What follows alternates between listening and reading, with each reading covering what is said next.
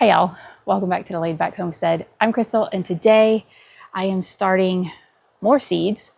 If you caught my other videos, you know that I had a big problem with pepper germination. I finally got my MI Gardener seed haul in, and today we are going to start all of our backup peppers. Now, before I jump into all the peppers, I am going to show you the other things that I bought also for the spring/summer 2026 garden. So I decided to go ahead and restock a couple of things. First up, which is the San Marzanos.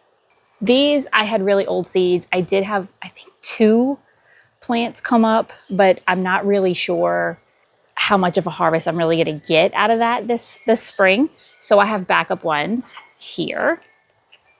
It is windy, so I'm trying to weight everything down. I also bought, this is new for me, the Mexico Midget. I actually bought this not for myself to grow. I actually bought this to grow this and give away to my brother's girlfriend, because I'm pretty sure that this is kind of like a currant tomato based off of its description. Ideal for snacking and salads. This tomato, the Wero Kawaii, I'm not sure if I bought this or if this was free.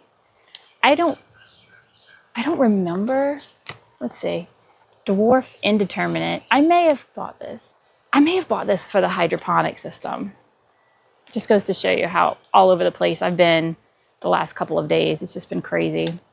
I did restock my Sunset Runner beans. I have a lot of trouble growing the Scarlet Runner here. Last year was my first year I think I ever successfully grew them. But I decided to give the Sunset Runner bean here a try. We'll see. Now this is a new to me eggplant, Aswad. I just saw it and it was new, and I said, you know what? I'm gonna give it a try. It says they can grow up to 3 pounds. And I think that was like, okay, I've never grown a 3-pound eggplant. So we will give that a try. And of course, I'm on a melon kick this year as well. We have the Sweet Siberian. This says produces fruits 8 to 10 pounds. This I'll probably grow on the homestead property unless I can figure out a way to grow it here. We will see. I have problems with squash vine borers, so I'm not sure what that's really going to look like this year. Now this I'm very intrigued by is the Table King Bush Acorn Squash. I really want to grow an acorn squash, but again, squash vine borers. I can't grow this here during its growing season. So I have to grow all my squash in my greenhouse.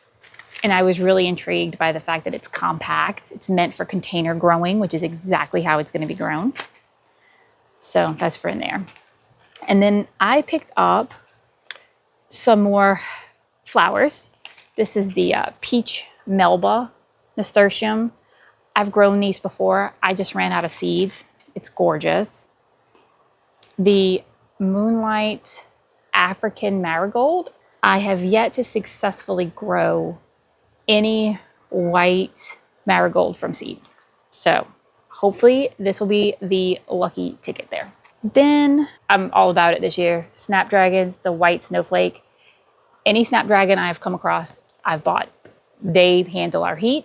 They bloom through our freezes. If you know of any snapdragon varieties, let me know. Share them with me, because I will 100% hunt them down.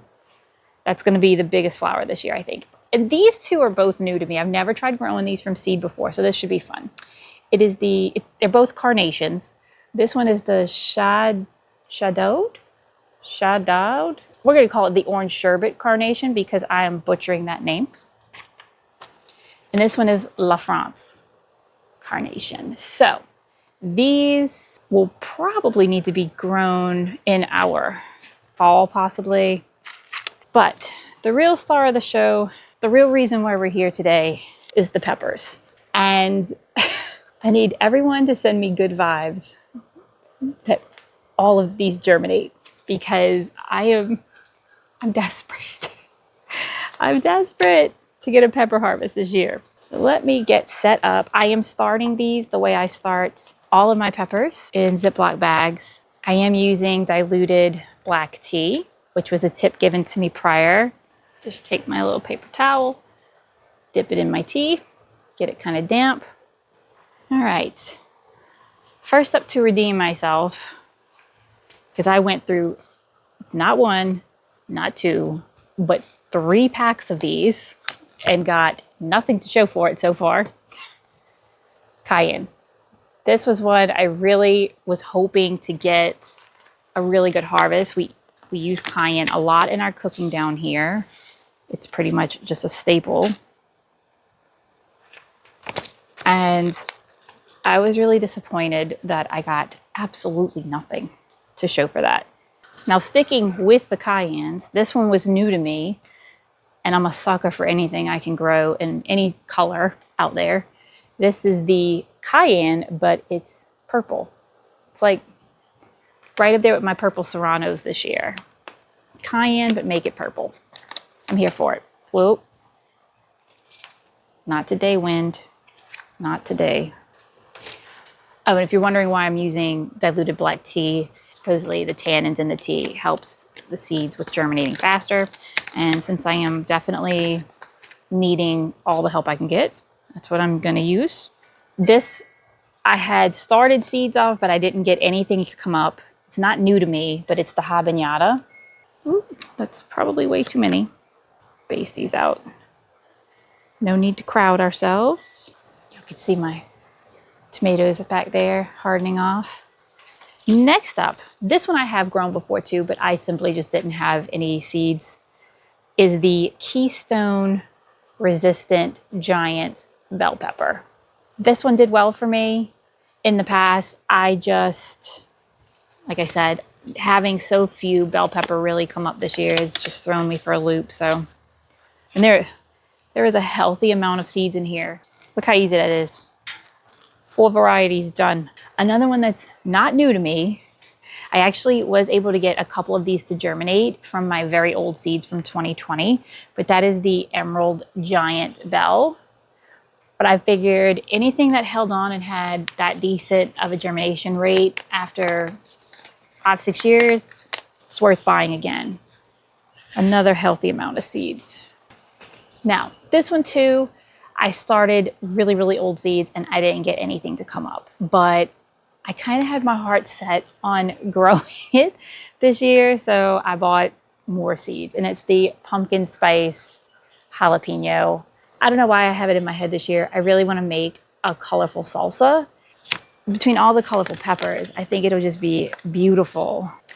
I have grown this before. It does do well here. I do find the jalapenos themselves not to be as big as like the grande jalapeno, but I feel like you kind of trade that in for the aesthetic effect of the, or the novelty effect, I should say, of the orange fruit.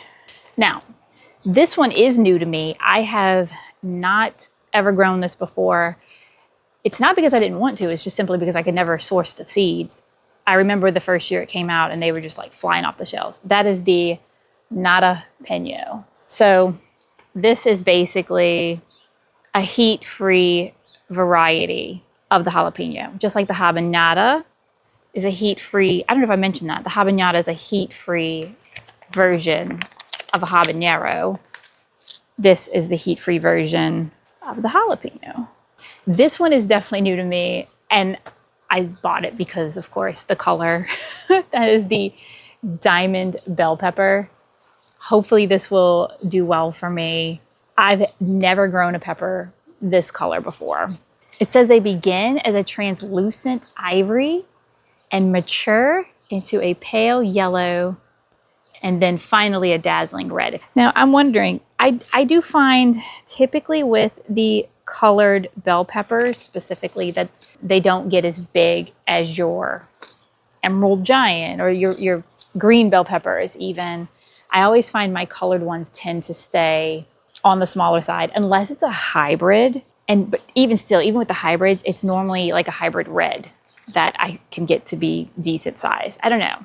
Have you come across any orange or purple? Purple especially always stays really small for me. Bell peppers.